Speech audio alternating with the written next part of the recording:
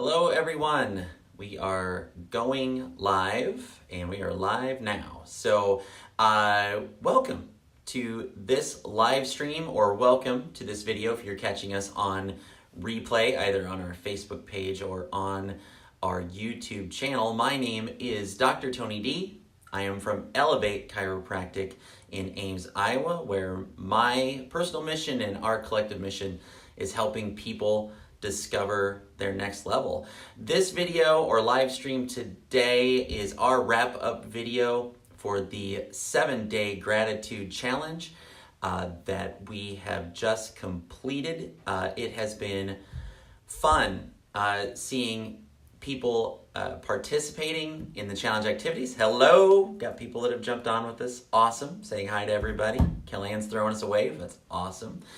It's been fun seeing everybody's responses, and for those who maybe haven't been brave enough to state and kind of play along with us with the in the comments section, we've definitely heard good feedback too that people have enjoyed the videos, they've enjoyed the challenges, and it's been something that they have found valuable and beneficial. So that means a lot to me because that's why I would choose to get in front of this camera.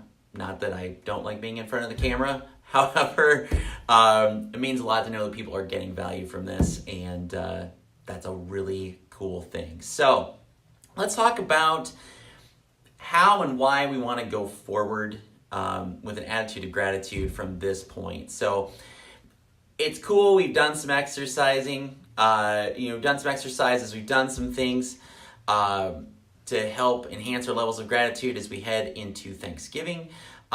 That's cool, but gratitude is something that is incredibly important, not just from the sense of, it's a quote-unquote good thing to be grateful. Gratitude, a good way of looking at it is that gratitude is the counterpoint to fear. And if there's one thing right now that is pervasive in our media, is pervasive in our society right now, it's just making really good and sure that everybody is afraid of everything at all times. And this fear, this energy that we're taking on, being perpetually in a state of fear, just cranks the knob on your sympathetic nervous system. And the sympathetic nervous system is the branch of your nervous system that's built for managing stress. But it's built for managing stress in the short term. This is not meant to be used long term. But we don't want that sympathetic nervous system, or more commonly, colloquially known as your fight or flight system. It keeps it cranked up. And when it's cranked up, it bathes you in two hormones, and those hormones being cortisol and adrenaline. So cortisol and adrenaline in short doses are very useful. Constant presence, however, is not good. And in fact, if this fight or flight system stays cranked on and you kind of keep a continual demand for your body to continue producing cortisol and adrenaline, it actually robs your body of the raw materials it needs to produce feeling good hormones inside of your body to try to keep that supply up. So it's a negative feedback loop that just keeps getting worse. And the negative consequences of this scenario to your health, well-being, vitality, probably worth going into a video or two of its own, but suffice to say, quote-unquote, not good. So where does gratitude sit in with this? Well, first off, there's studies that shown that focusing on gratitude helps increase the activity in an area of the brain known as the hypothalamus.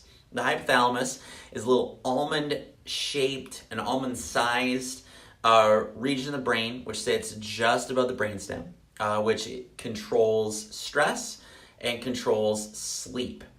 And enhanced activity in this part of the brain does help to inhibit cortisol. So for what we just talked about before, that helps get the cortisol starting to shut down and the attendant kind of bad things that go along with the increased amount of cortisol running in your body on a prolonged basis. So every time you're focusing on gratitude, you are helping combat depression and anxiety by minimizing the amount of cortisol. Gratitude also influences by increasing the tone of the vagal nerve. The vagal nerve is a major parasympathetic, probably the major parasympathetic nerve that winds its way through your body. Parasympathetic being the counterpoint or the balancer, if you will, to the sympathetic nervous system. So where we describe the sympathetic nervous system as being fight or flight, it's there to get activated when you're being chased by a bear. You want the sympathetic nervous system to kick in, you want that cortisol, you want that adrenaline to get you out of that crisis. When the crisis is over, we want the parasympathetic nervous system to kick in, which is known as rest and digest. So we want that rest and digest to help keep things in balance. And when that tone in that vagus nerve, so gratitude does help increase the tone in the vagus nerve, and when the tone in the vagus nerve is increased, it means you're able to relax faster, it decreases inflammation, and it helps improve the function of your immune system. So, pretty cool list of things here that come along with increasing the amount of gratitude in your life. We're helping combat stress, we're helping combat anxiety and depression, we're helping with hormone balance inside the body, we are decreasing inflammation, we are increasing relaxation, we're improving sleep, and we're improving the function of your nervous system. That is fantastic things. So, how do we consistently start to experience those benefits? And the simplest way is by cultivating what's known as a daily gratitude practice inside of your life. So, first off, that on the first blush can sound really weird or nebulous. Like, what is a gratitude practice? Do I need a book? Is there something? Think of it this way. You just want to start incorporating into your life, into your daily routine, behaviors that help increase the amount of gratitude and help shift your brain's focus from all of the noise and fear that is out there to being focused on that which you have and that which you know you should and want to have gratitude around. So this can take many forms. One of them is journaling. So that is setting aside time at given point or points in the day to write down 3 to 5 things that you are grateful for in that moment. It can be done as a mental exercise. So certainly heard of people whose experience with gratitude is either as they're waking up in the morning or as they are going to sleep at night, as they're winding down or winding up, they are mentally taking time to run an inventory of things that they are grateful for. So certainly in the morning, many people describe holding an attitude of just, I'm grateful for this day. Like the focusing on those things in the process of helping them move forward.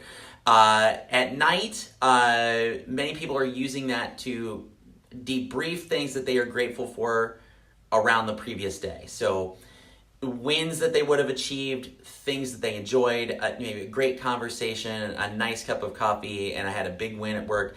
Focusing on those things as they are transitioning out of that day into sleep in preparation for the next day. This can be a social activity as well. You can choose to share wins and points of gratitude with your friends and family. And I think a neat way that this can be done, and you can incorporate this in not only a behavior that you do for yourself, but you help shift the level of gratitude through your family, is partaking in an activity where you are sharing about your wins and your in that day, or you're sharing about the things that you're grateful for around the table with your family while you're sharing a meal. Once again, I think that's a cool way to where this becomes something, excuse my nose itch, that's really classy on camera. This becomes something that not only becomes part of your own personal habits, but gets woven into the fabric of the attitudes, beliefs, and behaviors around your family as well, which I think is a really, really cool thing. Time of day here is also incredibly flexible. So this could be something you do in the morning. This is something you can do at lunchtime to help kind of reframe and reposition the day. It's something you can do at the end of the day as you transition. You may find you need and or want to do this multiple times a day. Maybe you want all three of those zones. Maybe you want to bookend your day morning and night with gratitude. The more we talk about this, this is why it's called a practice, because there isn't necessarily a fixed thing, pattern, series of questions, or whatever. There's no quote-unquote right way to do this. And so that's why it's a practice. And it's not unlike other things that are considered practices. So mindfulness or meditation practice. Once again, there's no right way to do it. It's going through a process of learning it, experiencing it, finding out what works for you, finding out what doesn't. So yoga is a practice. Yes, there are certain disciplines, maneuvers, and behaviors, but the pattern of which, and it's never going to be ideal. You're always going to be tweaking, looking, moving, searching. Same thing happens here with gratitude. There's no textbook that I can point you to that says, here is A through Z on a gratitude practice. You just run this play right here and your gratitude will be elevated, and all the attendant health benefits and vitality benefits and mental benefits that come with it will just follow right along. So this is something you are going to have to practice. Part of that practice means you're going to be likely horrible at it at the beginning.